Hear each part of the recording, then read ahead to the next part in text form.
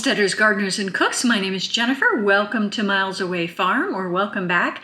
Today in the kitchen, we are making a Korean beef bowl. And if you are the kind of person who peruses the internet for food recipes, you have seen some variation of this. I think it really caught on when Whole30 was really a huge craze because they had something called egg roll in a bowl, which was basically ground beef and cabbage and Asian seasonings. And then that seems to have been repackaged and rebranded as a Korean beef bowl.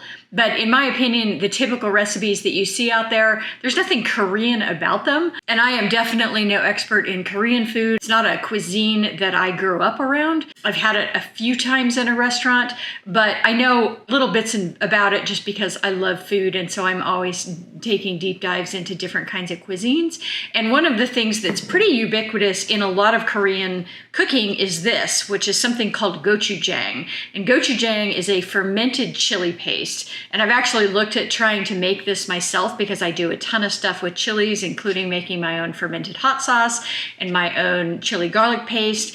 And this is not something that is easy to make at home. It's kind of like soy sauce. It's definitely a very old traditional food that takes a lot of time and a lot of know-how and is not super accessible to a home kitchen. Used to be that the only place that you could pick this up when it was really first starting to catch on was in an Asian grocery store. And I live in a town of 30,000 people that doesn't have an Asian grocery store. And so I would have to try to remember to pick this up when I was traveling to a larger city. I don't know about you guys, but one of my favorite things to do is go to a larger city and go to an Asian grocery store. So I would pick that up there, but it has become popular enough at this point that it is typically available at most grocery stores in the Asian section. And that is true locally as well. I've now seen this at several of my local grocery stores.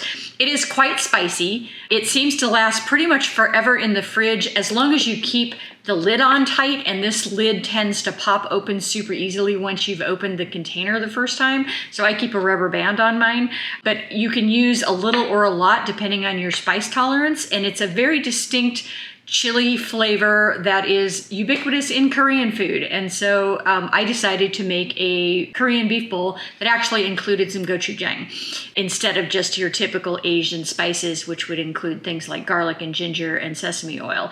The recipe for the gochujang sauce that I'm using in this originally came from an America's Test Kitchen recipe for a Korean chicken wing, and they are fantastic, but I very rarely make chicken wings. It's just not how we really eat. We don't do a lot of deep fried anything, but I have since repurposed that sauce for a variety of things, including just a whole baked chicken or chicken thighs or chicken drumsticks, and I thought it would be a great sauce for this recipe, and indeed it was. Korean sauces often have a little bit of sweetness to them. They're kind of balancing that heat and that sweet and that savory and tangy. So a little bit of salty, a little bit of sweet, a little bit of sour is pretty typical. And I only did a tablespoon of sugar in this recipe when I made it. The original recipe called for 3 tablespoons, and I did feel like it needed a little bit more sweetness. So I will post the original recipe, which calls for 3 tablespoons of sugar in the sauce, and you can choose your own adventure in terms of whether you want to back off on that or not. But I did feel like it needed a little bit more sweetener than what this video shows you. But Korean beef bowls, a really quick and easy weeknight dinner. Korean beef bowls. Let's get started. So here's our gochujang, and I'm sure there are multiple brands of this out there, but this is the only one I've ever actually seen in a store. You can see it's quite sticky. It's not quite this sticky when it's brand new. This container has been in my fridge for a little while, so it's dried out a little bit. And that puck you see in there, that yellow puck, is garlic and ginger that have been ground together and then just frozen for ease of use. To this, I'm adding a 1/4 cup of hot water, a tablespoon of sugar, a tablespoon of soy sauce, and a tablespoon of sesame oil. And that gochujang is going to need to soak in that water and loosen up a little bit. So I started out trying to just stir it. It was pretty sticky. So I switched over to a whisk. And then mostly, once I got this mostly broken down, I just let it sit for a while before I stirred it again. And after prepping all the vegetables, it was ready to go. So here's our cabbage, and I harvested this mid-January. This is a typical winter cabbage. If you've ever overwintered cabbage in your garden, they get very airy and open, and I think that's an insulation property. So normally cabbage is super dense, but winter cabbage is really airy and open, and that is completely normal for this time of year. But it was really fun to actually have pulled this off. I was surprised. I got my fall brassica crops in just a little bit late, and so they didn't quite mature before we started getting really cold, but they managed to survive quite a bit. And I'm throwing this in a salad spinner just so that I can give everything a really good rinse. And that water will help crisp that back up because it has been in my crisper for about a month and a half.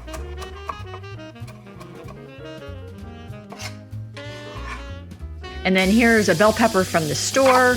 Bell peppers have been really inexpensive of late, and I've been kind of obsessed with eating hummus and bell peppers as a snack, and so I happen to have some store-bought bell peppers on hand. I don't normally buy bell peppers this time of year, but I succumbed to a good deal and have been enjoying them even though they're coming from a very long way away because it's February.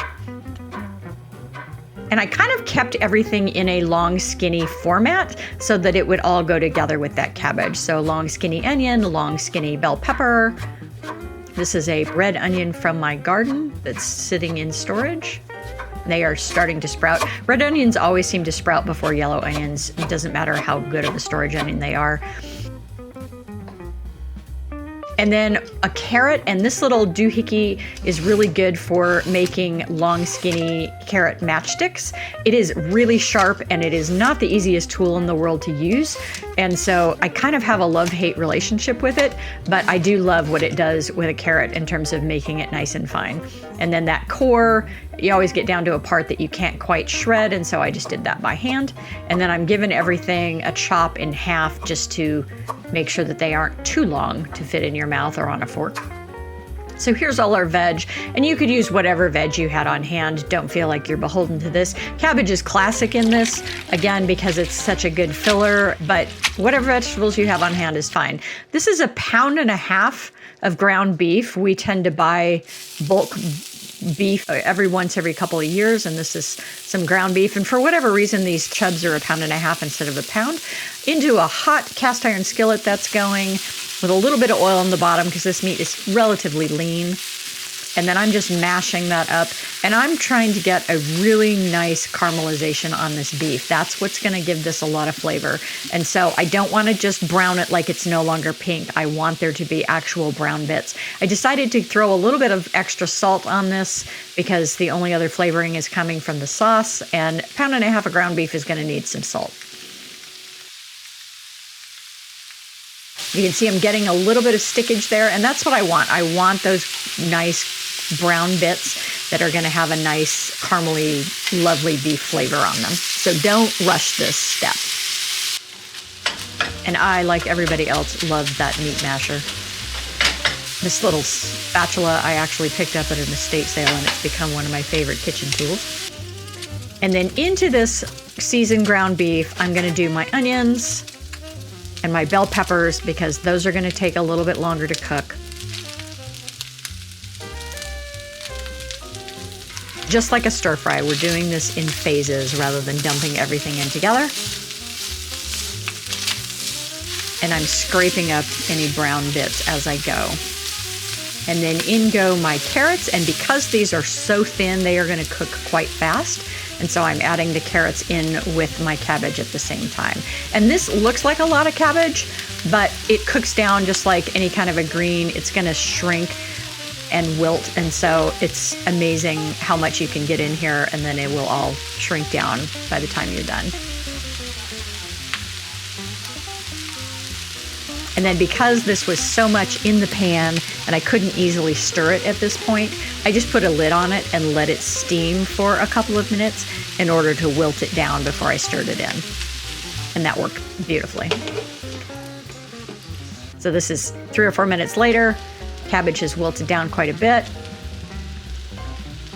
And at this point, I don't want my vegetables to be overly cooked. I don't want everything to be super soft. I want some texture in there. And so really, I'm just kind of stirring this in until everything is evenly mixed. before I add my sauce. So here's what everything looks like before we add the sauce. Looking tasty. And then I just, right at the end, poured this, and you can see how much more homogenized that is. It looks almost like a ketchup. Poured that over my skillet and just stirred everything in, and we were ready to go. A little squeeze of lime on this while you're serving it would not be a bad idea, or maybe a little bit of rice wine vinegar. Korean food is often served with a lot of pickles, and I didn't have any pickled product on this, and so that would have been good to have that little bit of extra sour, but we just went ahead and ate it as it was. And then a nice sprinkling of sesame seeds to top it off and make everything look pretty.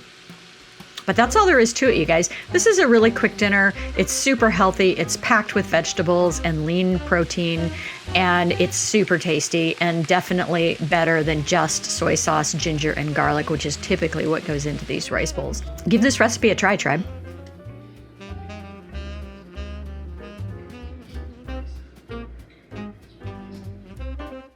Thanks for watching, tribe. If you like this kind of content, give me a thumbs up, subscribe, leave me a comment, and share.